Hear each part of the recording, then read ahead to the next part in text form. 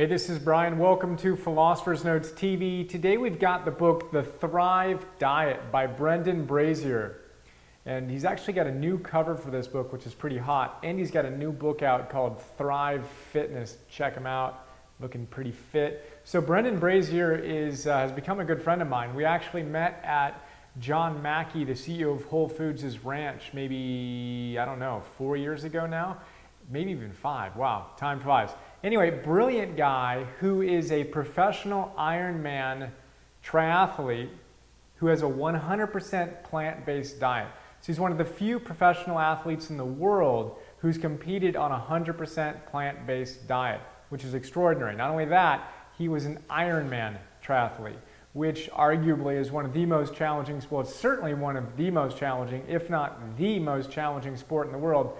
Get this, to do an Ironman, for those who don't know, it's 2.4, is that right? 2.4 mile swim, 112 mile bike ride, followed up with a marathon, 26.2 mile run. And he did all that fueled on plant-based foods. A lot of people say, where does he get his protein? Well, he gets his protein from plants. Plants, by weight, have an extraordinary amount of protein to them. Unfortunately, they don't have quite the same extraordinary marketing budget as the meat and dairy industry, tragically. Hopefully that will all be changing, not necessarily the marketing budgets, but certainly and hopefully our common sense will be aligning ourselves back to what we are really built to consume, which is essentially a whole foods diet, a whole plant-based diet. So the Thrive Diet is all about learning why that's important, the difference between eating a plant-based, whole foods-based diet versus a refined foods diet. And we're going to take a look at some of my favorite big ideas starting now. So he's got these great kind of constructs where he talks about stress and the stress that we face in our day-to-day lives. And he proposes the fact or the idea that our greatest stress load comes from the food we eat. And the greatest way we can reduce our overall stress is to change our diet, which is a pretty cool radical concept I had never thought of before, and the way he describes it is great. So really quickly, Brendan says we have 3 major different types of stress. Complementary stress, which is actually good for us. It's stress like working out, training, exercising, things like that, that stress makes you stronger. That's complementary stress. The other type of stress is production stress. Right now I'm producing. Well, there's a certain amount of stress on my body that I have when I produce, that you have when you produce, when you just go through life, moment to moment to moment, right? And then there's uncomplimentary stress. Uncomplimentary stress is stuff like you'd expect. Emotional and psychological stress would be one part of uncomplimentary, and environmental stress would be another. And the biggest one by far is nutritional stress. So Brendan says that the complementary stress, like the working out and training that makes us stronger, the good stuff, is about 10% of our stress load, right? 10% complementary good.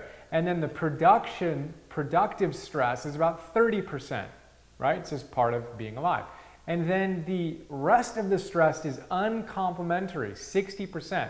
And now it's exciting because we can do something about this 60%. We can change our psychology. We can purify our environment so we don't have quite as many toxins in them. We're never going to be perfect, but we can optimize, right?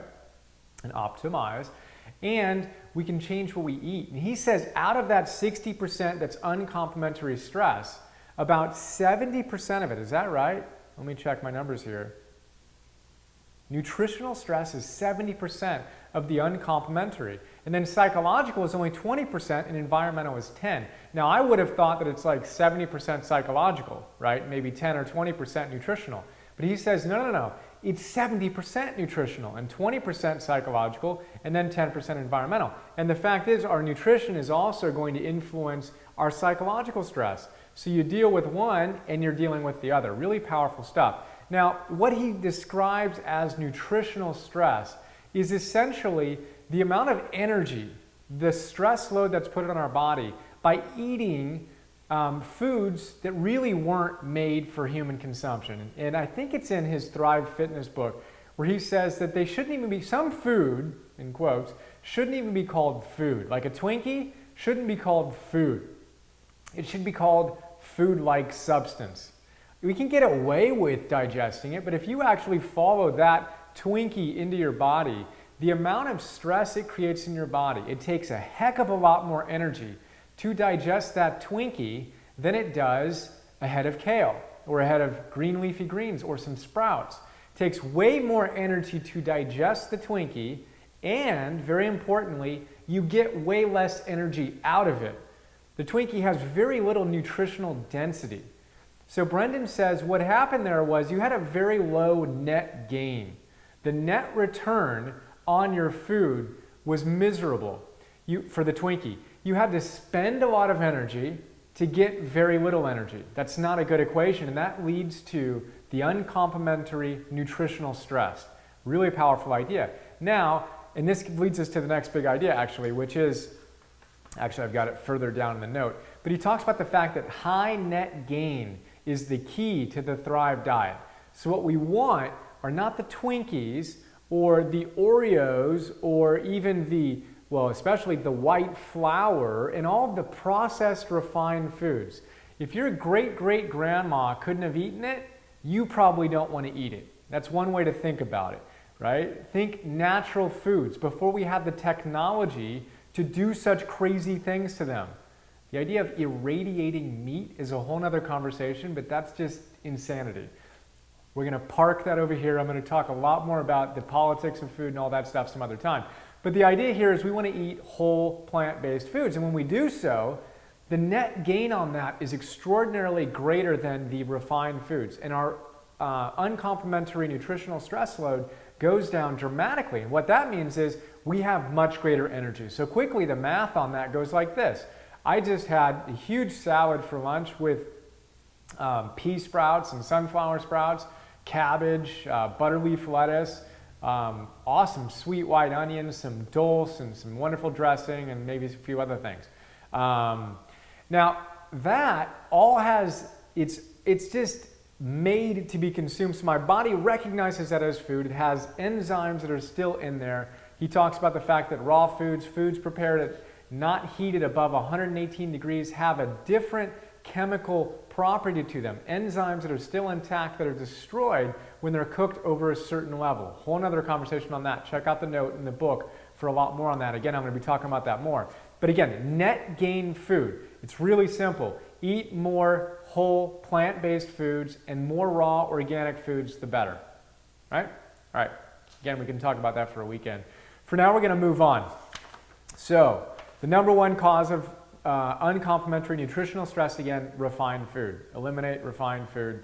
Certainly reduce it dramatically. He talks about biological age. Have you ever noticed that people who work out consistently and work out a lot look younger? Why is that? It's because our body is essentially recreating itself within a year. Nearly every single organ and tissue in your body is regenerated within a year. He says nearly every tissue and cell within 6 to 8 months, and faster depending on whether you're exercising. When we exercise, we literally require our body to rebuild itself faster. That's why people who exercise a lot look younger than those who don't. It's extraordinarily cool. Our biological age is independent from our chronological age. Some people look a lot older than they are. Why is that? Because they don't exercise and they eat crap.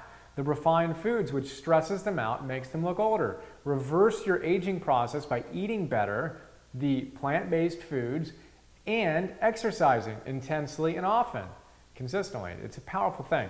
Really, really cool. And know this, what your body recreates in those new cells that are being reformed, where are they getting the energy from? What are they being built out of? The food you're eating.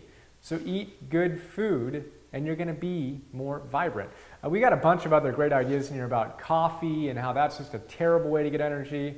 The Thrive food pyramid we talk about. A little bit more on enzymes, a little bit more on alkalinity, but we are out of time. So there you go. That is the Thrive Diet. Brendan Brazier, he's awesome. Check him out. Brendan Brazier, BRAZIER.com. Check out his new book too, Thrive Fitness, and check out his Vega sports nutrition supplement. Awesome stuff. Enjoy. All right. Look forward to sharing more with you soon. See ya.